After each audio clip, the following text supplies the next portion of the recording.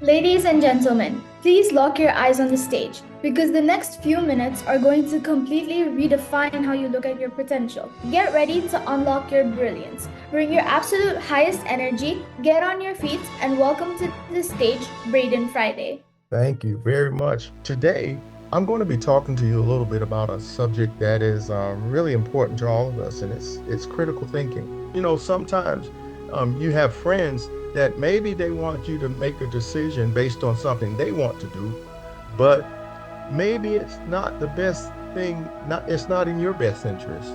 Maybe they want to go to the store and spend money on candy or whatever, but maybe it's not in your best interest at the time. Or maybe they want to play hooky out of school and not go to school or something of that nature, and it's not in your best interest. And it's important for you to have a process to determine how you're going to respond to different things that happen so that you don't find yourself in traps, because if they have their own ambition and they end up taking you in a place that you don't need to go. Critical thinking, maximizing your brain. What is critical thinking? Now, automatically, before I get to critical thinking, I'm going to talk about how we automatically think on a regular basis. Most of us are on autopilot. In other words, when something happens, we react based on what happened or how we feel about what happened. Whether we see a post and we like it or somebody tells a joke, we'll laugh automatically because it just seems funny to us. And a lot of times we don't think about the reasons or the things that have provoked us or the things or the dynamics of the things that make us laugh. Critical thinking is like pushing a pause button. It's like asking a question whether something's actually true or what is actually happening. Critical thinking says, okay, rather than just reacting, it says it hits the pause button, asks the question, and then makes a decision to respond instead of reacting. As individuals, most cases we react rather than respond. We react based on what's presented to us. If somebody steps on your foot, you automatically respond or react rather based on how you feel about what just happened to you, whether you feel about it emotionally or how you naturally feel about it because somebody stepped on your foot. If somebody takes your lunch, we automatically respond a certain way because that somebody has violated our territory and they've taken something that belongs to us. Or if somebody calls your name, we automatically act based on how we feel and based on what happens to us. Reacting isn't something the more developed we get as people, it's imperative for us not to be reactors, but to be responders. Responding is based on what we know. Okay, rather than looking at what somebody stepping on our toe, responding says, okay, did they intend to step on my toe? It's like stepping back and saying, did they intend to step on my toe? Now maybe they didn't. So if they didn't intend, our response would probably be a little bit different. Maybe they took our lunch by mistake. If somebody takes your lunch, of course that's going to offend you or make you feel a certain way. But once you find out all the facts, it may cause you to react a little bit differently. Or maybe somebody called you by somebody else's name because for whatever reason they didn't see you, or for whatever reason they thought you were someone else and they called you by that name. So critical thinking causes you to see, to pause, to question, and then decide, not to act automatically. Why do we need critical thinking? That a lot of you use social media. Am I correct? Use social media, whether it's TikTok or whether it's Facebook or whatever the case may be. But on social media, there's a lot of things that pop up on a regular basis. I see them on a regular basis, and even as a not so young person, I get distracted sometimes by those different ads and things that pop up.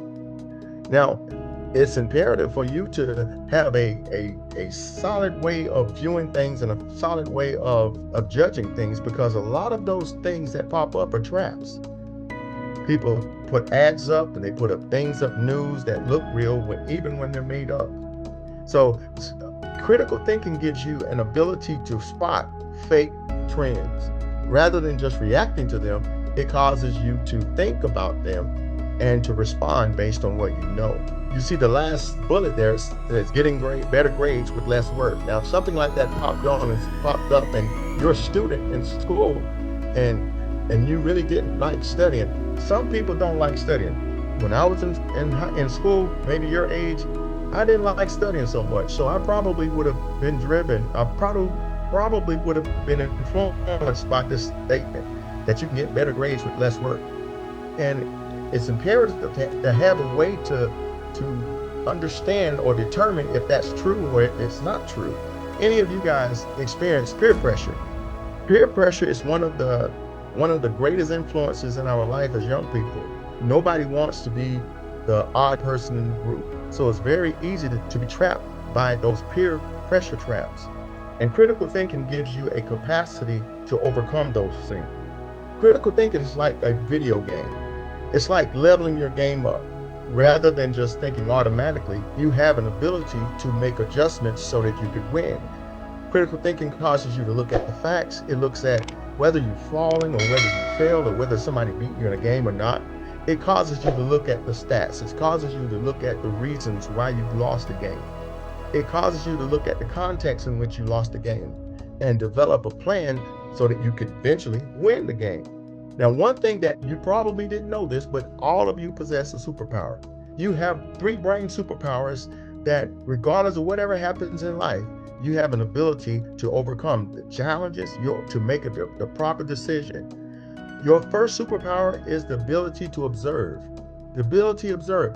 You don't have to naturally give in to different things that happen to you or different circumstances or even different influences. You have the ability to observe, look at clues. What's actually going on?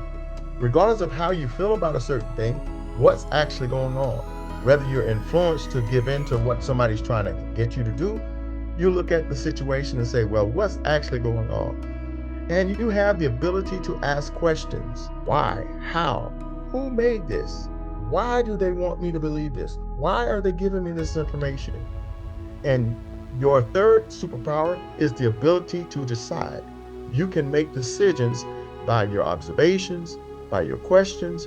You can make decisions to make sure that you're going to be successful. Thank you to Coach Gordon and the team for inviting me to come speak with such brilliant young folks.